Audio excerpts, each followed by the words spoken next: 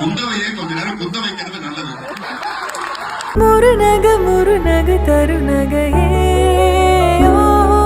இந்த குந்தவையை கொஞ்ச நேரம் குந்த வைக்கிறது நல்லது. இந்த குந்தவையை கொஞ்ச நேரம் குந்த வைக்கிறது நல்லது.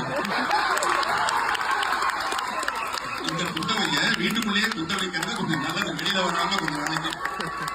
ஏற்கனவே விஜய் திரிஷா மேட்ரு ஊர் பூரா புகஞ்சிட்டு இருக்கு. இதுல இப்ப பார்த்திபன் பேசின மேட்ரு எரியிற நெருப்புல எண்ணெயை ஊத்துன மாதிரி என்ன பேசியிருக்காருன்னு நீங்களே பாருங்க.